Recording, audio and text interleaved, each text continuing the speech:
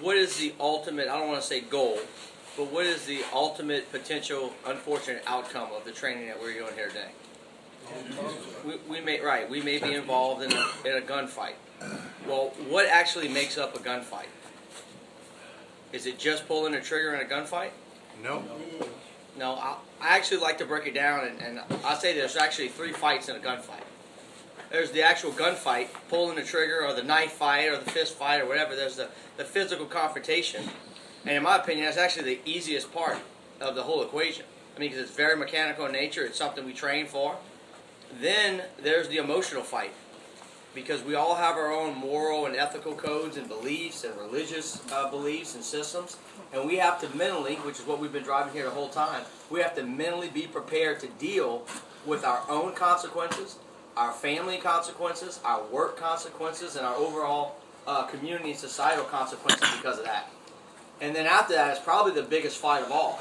And that's going to be the probable legal fight. Because that's the society we live in. We live in a society that, to a certain extent, justly questions the taking of human life. Even when on the surface it immediately looks like it is righteous and justified. Which also brings up that there's a difference between doing the right thing and doing the righteous thing. Or there's some times where doing what is technically wrong or technically statutorily illegal, the righteous thing to do. Yes. Yes, sir. Absolutely. Alright, in most jurisdictions, killing someone in self-defense is legally still homicide. You did commit homicide. However, there is a legal justification for it. We're not saying you didn't do it. Clearly you did. However, because of the circumstances, it was justified and warranted. The other thing that I believe a lot of people don't take into account when they're factoring in the legal aspect of defending themselves is, have you ever heard the statement, oh, well, the law's in black and white? Absolutely. If you pick up a law book, it is written in black and white. However, we do not live in a black and white world. None of us live a black and white life. We live in the gray. If anyone has an art background or you play in Photoshop or something, do you know what a gradient scale is? Like if you have pure white on one end and pure black on the other end, there's almost an infinite, or literally an infinite amount of shades in between. That's where we live in. We live somewheres in that gradient. No one, even a pure sociopath, is 100% illegal.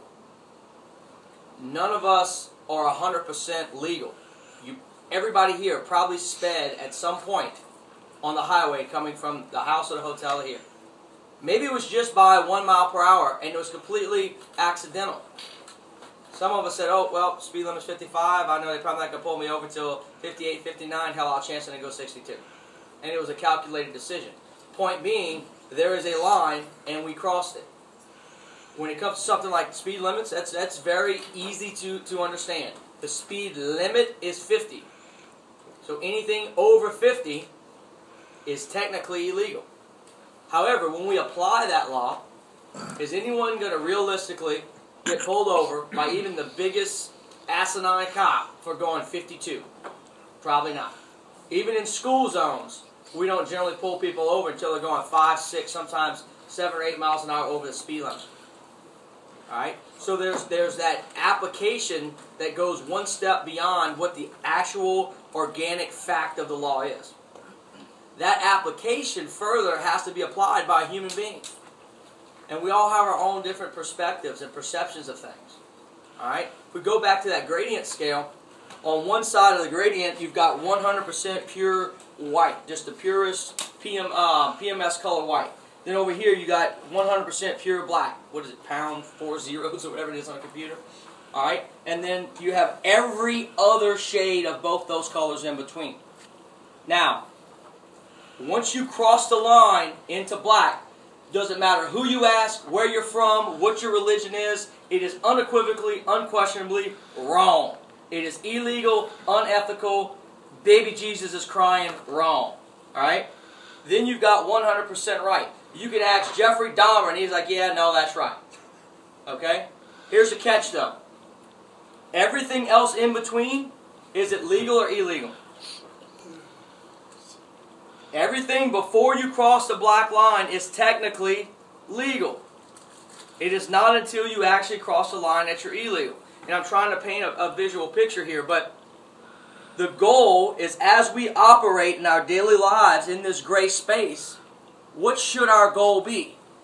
If we're going to lean closer towards the white end of the gradient. If you find yourself being asked a legal question or to legally justify your actions, and you have to preempt that defense with, well, technically speaking, you've already screwed up.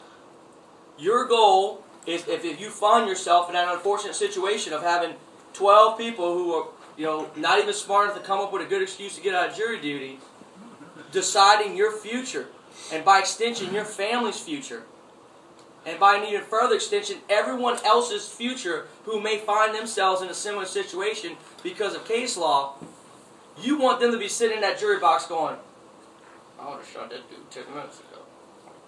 You want your actions to be so unquestionably just that even the most, if you want to put it in a political slant on it, even the most left-wing person would be like, yeah, he didn't really have too many other options. All right, now granted, life doesn't always give us that. All right, it's great if number 2 on America's top most wanted list comes in your house in the middle of the night with a necklace of dead babies, carrying a saw and an RPG, and tries to steal your TV. Yeah, that's pretty clear cut. All right, life doesn't always give us that. In fact, rarely does it. That's why we're put in these situations where we have to make those decisions. Also, keep in mind, those 12 people are going to be making that decision regardless of the instructions from the judge, regardless of what the law actually says. It is impossible for them to remove their life experiences, how they were raised, how they feel about certain things. Yes, they could raise their hand and put it on a Bible and say, yeah, I'm gonna follow the jury instructions, but they're human beings. You can't do that. So when you think about that, you have to kind of put yourself in their position. Yes, they're trying from a legal standpoint to put themselves in your position, but they can never be in your position because they weren't there. Your position happened in probably 2 to 10 seconds, but it could take 2 to 3 months for a defense attorney and a prosecuting attorney to explain that. And understand this, the law absolutely isn't black and white. The defense and the prosecution are using the exact same book. The words don't change for either side. They're not arguing what the law says. That's beyond contestation. What they're arguing is the perception of the law. It's semantics. It is purely semantics that's going to determine your fate. Because your actions, there may be some evidence that is in question of, was he standing here because of where the bullet ejected on that particular handgun, or was he actually standing at this angle? Yeah, those things obviously. But what it's really going to come down to is who can argue better, who can paint a better picture for that jury to understand. And that's a hard pill to swallow because, and one of the things we talk about is I know I do everything I can when I wake up in the morning to walk as close as I can to the white side of the road, of that gradient. Knowing I'm not ever going to be at white because that's just, I'm a human, I make mistakes. Alright? The problem though is that you will operate here, everyone in that box operates here. Some people in that box operate way closer to the dark side of the gradient than they do the light side of the gradient. But they're going to be judging you as if you were standing in pure white, when that's absolutely impossible.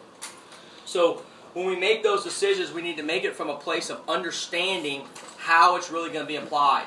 When I teach concealed handgun courses, I get all these what-if questions and all this kind of stuff, and people want an absolute answer. Well, if I do this, what's going to happen? I have no idea. We could take your case and try it today and it go one way, and take your case and try it tomorrow at the same judge, but because Starbucks had too long of a line and he didn't get to get his Starbucks that morning, his mindset's different and he views what's being said a different way. That is both the best part and the absolute worst part of our criminal justice system, is that each case is judged and based on its own merit, and it involves the human element. If not, it would literally be binary. It would be like, if this, then that, if this, then that. Oh, no, guilty, done. But it's not, because of all these extenuating circumstances. Well, what would a reasonable person? Can anyone define what a reasonable person is? Hell no. Okay, so if we can't even define what we're using to define something else, how can that ever work out 100%? I mean, and it is. It's all over the place. And let's think about that for a second. We're here at a carbine course. Are we actually ever, probably most of us, ever going to have to defend ourselves with a rifle? Probably not. But what if you did? What if you had to defend yourself with a knife? And you literally had to cut a guy and he died to defend yourself? Is that going to play out differently in court than if some guy breaks into your house and you shoot him once or twice and he's dead? Yeah. Absolutely. Why? If I had a right to kill him with a knife, I could have, killed him with a pool noodle. It doesn't matter. Public perception. Public perception. Ooh, nice. Ooh, hell, yeah, that just gives me the heebie-jeebies. Well, don't you think that's going to be the same? Because trust me, the 12 people in that box will not be anyone that has ever been to any kind of course like this. Ever. Absolutely not. So just think about those factors. Think about the different things in your community. The general political climate in your community. Is it a more pro-gun? Now, granted, we're in Texas, so y'all guys are probably better than most on that end of the spectrum. But think about those things when we make our decisions. Anybody have any questions? Cool. That's it. Time is up. That's perfect.